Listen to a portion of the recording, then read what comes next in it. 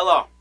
It's been a little bit, to say the least, 100%. It's been about a week since I made a video, but we're back on the grind yet again. We got a lot of videos we got to pump out before April 17th, which is the beginning of the playoffs. We got all the clinched videos, which is about 14 more videos, and then you got the series previews for all of the first round series, which I believe is about, I think that's 8 videos as well, so that's about 26 videos we're going to pump out in the next 2 weeks before the playoffs. And then as well as that too, throw in some additional ones.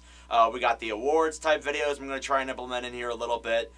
We got a lot to go through. So we're going to start off today by talking about teams that have clinched a while ago because I have been sick and out of commission. So obviously I haven't had time to talk about them. The New York Rangers clinched a playoff spot a while ago, I believe. I believe it was on Monday of last week, so it's been a little bit since obviously they've clinched, but better late than never, I guess. Kind of the mentality I'm going for at this point, if we're being honest. So yeah, so far this season, the Rangers have played 73 games played, and by the way, this is kind of the stat line when they clinched, so it might be a little bit outdated, but just letting you guys know.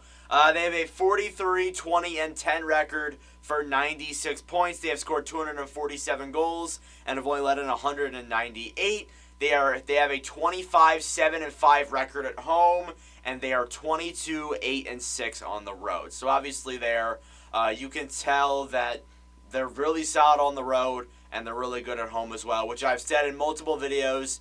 That separates you from a good team to an elite team. And they've definitely been playing some elite hockey. 100% over the past couple of weeks, they've been scoring at an alarming rate. They've been playing at a very, solid level than a lot of other teams in the NHL. And I'm very excited to see what this team's going to bring come playoffs, 100%. In regards to their leading scorer, you got Artemi Panarin, of course. I mean, who else would it be? Panarin this season in 73 games played as a 24 goals, 58 assists for 82 points. Has been playing very good this season for the Rangers. I would expect for him to keep this up into the playoffs. As well as that too, you got Mika Zibanejad with 73 games played, 37 goals, 42 assists for 79 points. He's coming off of usually a monstrous month in March. He's obviously he's mad in March, he's absolutely insane. Some historic games and historic years have happened for Zibanejad in the month of March. Vincent Trocheck up next. He's third in scoring. This kind of surprised me. Trocheck has taken another level up and established himself this season.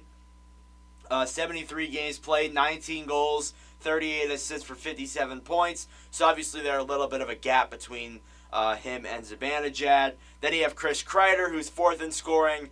70 games played, 32 goals, 17 assists for 49 points. Obviously another very good elite goal scorer. Hasn't scored a lot since last season. Of course, last year he had 50 goals, but this year he only has 32, which we expected. We expected him to kind of regress a little bit, so there isn't that big of a surprise there.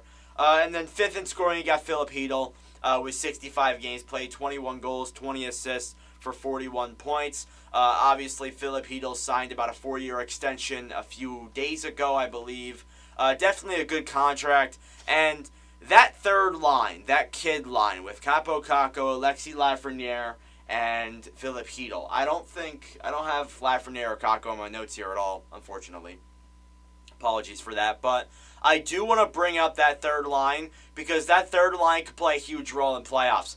When the Rangers were playing the Capitals this past Sunday, the Capitals really neutralized those first two lines, and TNT explained this very well. They neutralized that first and second line, and they didn't give that second line much. And then you see Lafreniere come in. He scores that nice dangle goal, and he makes it, obviously, win for the Rangers. And then Hedl contributed in that game as well. Definitely what the Rangers are going to need come playoff time. And it showed in last year's playoffs, too, against Pittsburgh and Carolina, and even against Tampa as well. They played well. They played significantly well, and that's what you need out of your third line. And I really think that, the kid line has really established themselves, and Philip Hedl as well has really established himself too. Ever since last year's playoffs, I have really enjoyed watching him play, 100%. You look at the blue line. The blue line obviously is very interesting as well. You got Adam Fox with 73 games played, 11 goals, 54 assists for 65 points. Obviously, he's going to be in the Norris conversation. It's had a little bit of a down season, comparatively speaking, from what people are going to say. But as well as that, too, you could argue, Cale Makar's had a down year. It just seems like there's a lot of scoring this year, but again, there's not a lot. It's kind of weird in that way, but Adam Fox still having a good season nonetheless. I'm not going to criticize that at all. JT Miller. Keandre Miller, who Rangers fans really lately have been profiling as one of the more underrated blue liners for this team. 70 games played, 8 goals, 30 assists for 38 points.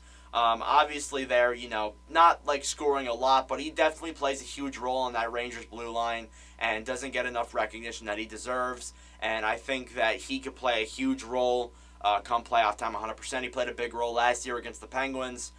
He was very fun to watch. Jacob Trouba, your captain, he went a while without a goal this season, and he was just criticized to hell by so many people because Trouba has a lot of haters. Not going to deny that. Trouba this season, 73 games played, 8 goals, 21 assists for 29 points.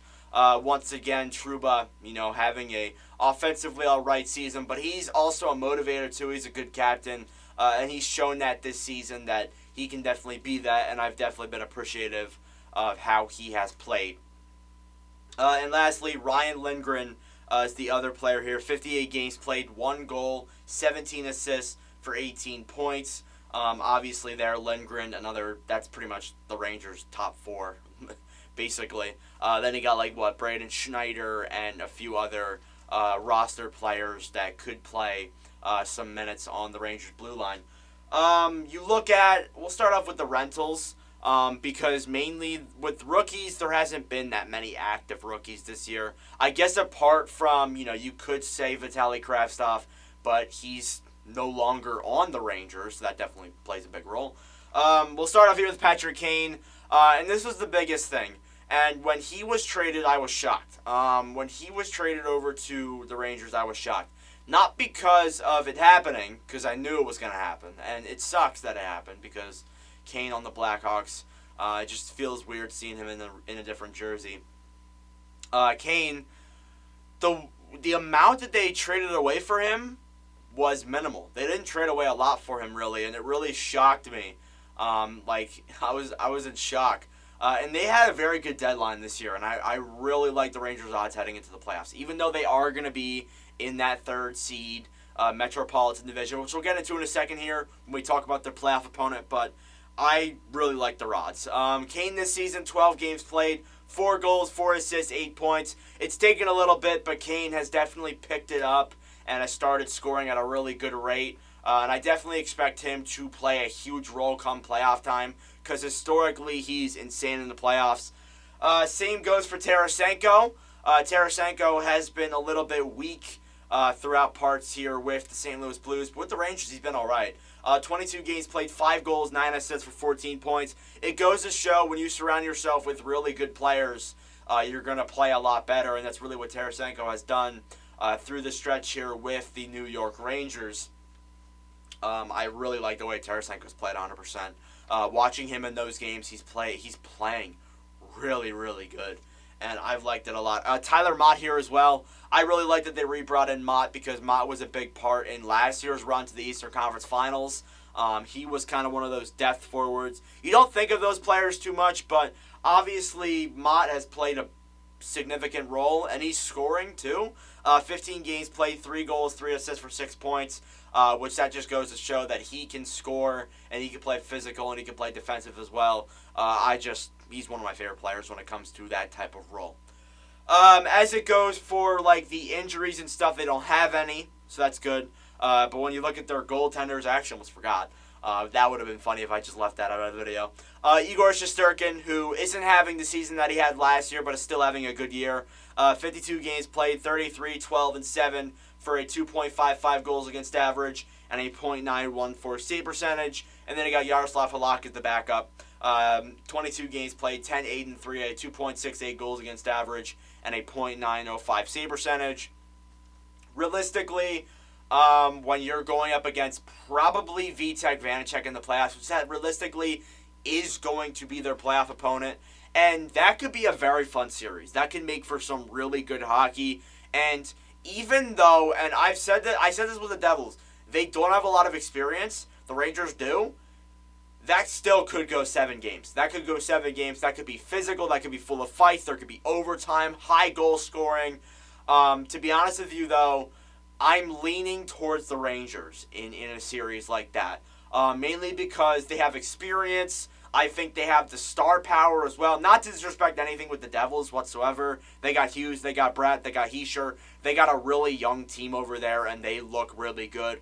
But you look at the Rangers, they got Kane, they got Tarasenko, already adding to Panarin, Zibanejad, Trocheck, Kreider, that kid line. And then as well as that too, you look at the blue line, you compare those. I think it actually is kind of even. I know Rangers fans would lean towards the Rangers, of course, but I actually think it is a lot more even than people may think. And then when it goes for the goaltending, I'm leaning towards Rangers. Not any disrespect to Vitek Vanacek or Schmidt or Blackwood or anybody on the Rangers, but Shesterkin has played really, really well down the stretch, and in playoffs he's looked really, really good. So I'm definitely intrigued to see what Shesterkin's going to do and, what the Rangers are going to do against the Devils, because that's more than likely what they're going to play, unless if the Devils and the Hurricanes lose out and then the Rangers get first in the division, which I don't think is very likely right now, so they're more than likely going to play the Devils. I don't think the Islanders can catch up to them either. So I think it's really realistic there that they're likely going to play the Devils, and I think that could make for a very exciting game. Or series, not game. So yeah, let me know your thoughts in the comments below. I know this is very late, but thank you all for watching. And yeah, we'll see what the Rangers can do. Let me know how far you guys think they'll go in the comments below. Did I miss anyone that obviously, we didn't talk about? Because this team is very exciting. I really enjoy them. But yeah, thank you all for watching. I'll see you guys in the next video. Adios.